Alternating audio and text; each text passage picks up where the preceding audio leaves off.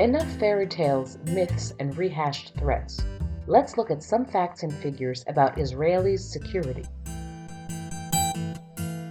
The basic question is, can Israel defend herself in the 1967 borders? But this is only half the question.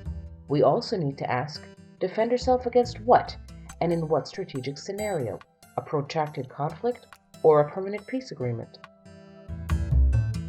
Until Israel signed the peace treaty with Egypt, it was threatened on the Western Front by the largest Arab army. Although people speak of a cold peace between the two countries, the agreement has lasted for 34 years, even under the new regime in Egypt. It is important to bear in mind that Egypt sees the peace treaty as a strategic asset and is dependent on U.S. economic and military aid. The Eastern Front, until the 1980s, it made sense to use this term. But after the First Lebanon War, Syria gave up its ambition of reaching the strategic balance with Israel and shut down its air force. Today, Syria cannot present any threat by land. As for Jordan, the peace treaty prohibits the country from allowing any other army to enter its territory. In 1999, Jordan abolished its compulsory draft. Iraq is occupied by the Americans and cannot pose even a potential threat in the foreseeable future. Iran certainly poses a threat to Israel, but not in the form of a land attack. Iran does not have the capability to launch such an attack, and in any case, Israel has the capability to prevent it. Iran's status as a Shiite country in a Sunni region adds to its problems.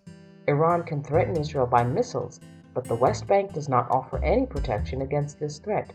Naturally, any country's territory can potentially be used to launch missiles. Yes, there is a potential threat, but 4 security agreements have been discussed in the negotiations. Palestine will be a demilitarized state without an army or heavy weapons. International forces will be stationed along the borders of Palestine. Israel will maintain early warning stations, and the Israeli Air Force will be able to use Palestinian airspace. Gaza will remain part of Palestine under Palestinian responsibility. Israel has the right to defend itself. Following an agreement, it will enjoy the full support of the international community, which will back the agreement.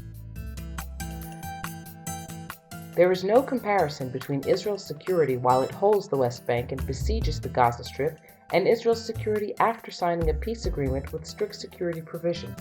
The peace agreement will enjoy the support of the Arab world and the international community and will enable Israel to divert military spending from routine conflict management to training and acquisitions. Israel will be able to focus on addressing Iran and other potential Islamist threats.